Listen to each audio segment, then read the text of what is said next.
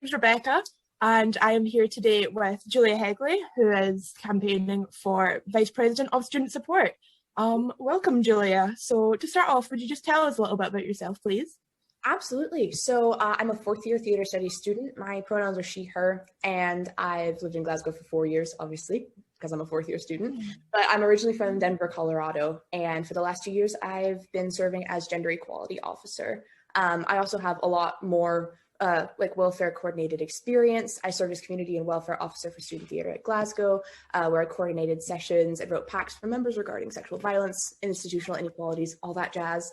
And I'm also active back in my home state in anti-gentrification campaigns alongside Environment Colorado, Black Lives Matter, and Young Democrats when I was a wee high school student.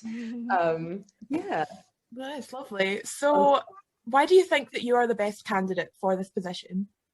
Well, I think that my experience with gender equality officer obviously helps in terms of my qualifications. And I'm very much not saying that as in, oh, I'm experienced, so I'll keep up the status quo. On the contrary, I think my experience lets me know how to reform the system from the inside out, because I do think that welfare, when it comes to the SRC, needs a little help. I currently think that it's created so that reps have the hardest time possible to install initiatives.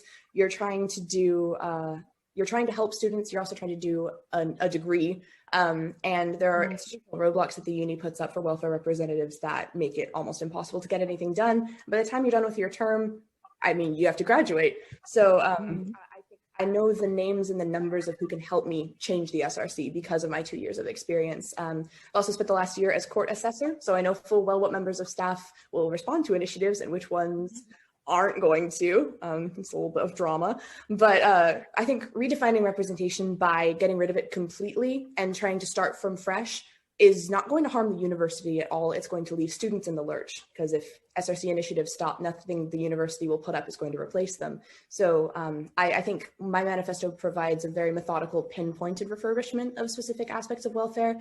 And the long and short of it comes down to centering students. So I think that having that approach and that experience, but also not being institutionally minded and not being precious about the SRC as a concept, and revamping it to serve the students, I think having that experience is probably the thing that best qualifies me for it. Oh, so what, in your opinion, are some of the biggest issues that students are facing, and how would you plan to tackle these? Well, I mean, you can't really get around the pandemic, can you? It's obvious. Yeah, I know. Like, can't go through an interview without saying that. But I think that the pandemic's given us time and given us grace to see how much the university actually values student welfare. And unfortunately, it's not at all. So I think some of the things that have to be done right away are lobbying the SMG for decent funding when it comes to counseling and psychological services. The wait lists are absolutely ridiculous, and the content that you get when you finally get to counseling is very general and specified. There's no concessions made for students who might, for example, we've had a lot of complaints about students who are trans who are feeling undervalued by their counseling service. That has to stop. There has to be more training in place.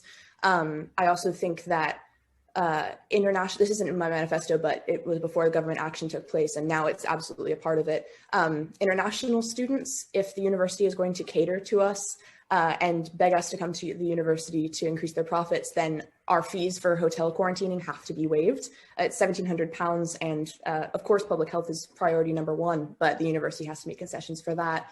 But I also think that the pandemic's come out with some good progress has been made in the 2 months that the pandemic actually kicked off, that disabled student activists have been campaigning for years, like recorded lectures, extensions, transcripts, uni laptops being doled out. I think we need to maintain those pandemic era amendments while working to enhance new measures that Haley, our disability officer, has been working for a year now, so that these things that students have finally gotten a hold of don't fade away when things go back to normal, because normal wasn't working for all of our students.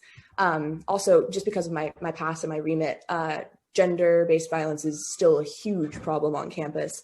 We don't talk about it enough, I don't think, and I know it's going forward in the university's strategic plan, which is great.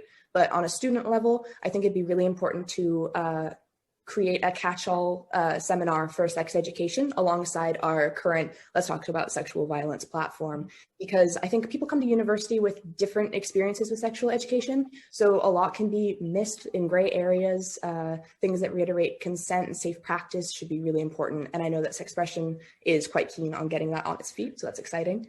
And finally, I think one of the biggest things, and a thing that disenfranchised the SRC rightfully over the last year, there's action in our society pack about segregated events, which is already a really problematic term, but it prohibits blank only events with affiliated societies. So no Black only events, no female only events, no trans events, no gay events.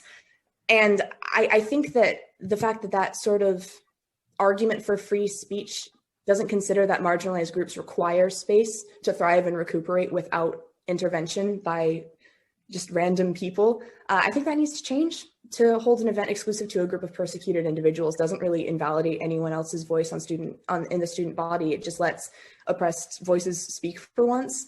Also, if the university and the SRC staff are so concerned about free speech, a more viable route would be funding student publications, but that's just me. That's just me saying that. I don't know. So there's a lot going on, honestly. It's like the worst year for welfare. And I think being able to take systemic steps forward and changing things that we know we can, if we work with student collectives, that's probably our first step. Yeah, great. So my final question for you today, Julia, is when I was looking at your manifesto, you said that you would like to create a delegation program within the SRC. So how do you imagine that this would benefit the student body? Well, I think that being able to create sort of roundtables with these different societies definitely is empowering. I think it gives the voice back to students, because the current problem the SRC has, in my opinion, just as a welfare rep, and other council members are free to disagree with me if they've had other experiences, but the process that I've always gone along is societies will reach out to us, we try and bring initiatives to the university says no or ignores us. And I think that by connecting societies, not to the university, but to alike societies, for example, feminist societies, being able to form sort of a group roundtable and talk through specific initiatives and events and lobbying campaigns, I think that mobilizes student action and sort of cuts out a university that doesn't necessarily consider student action viable or important.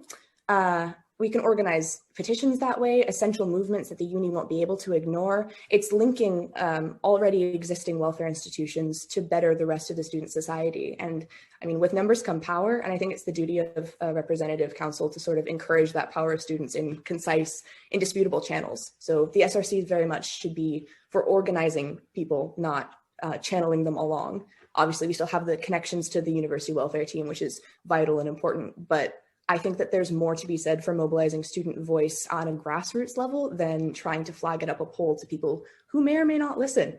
And that's not to say there aren't staff members who won't, but I mean, for this year's sort of shown us that there's quite a large amount of ambivalence in staff. So students first. Yeah. Great. Thank you so much, Julia, for joining us today, and best of luck. Thank you so much. Pleasure.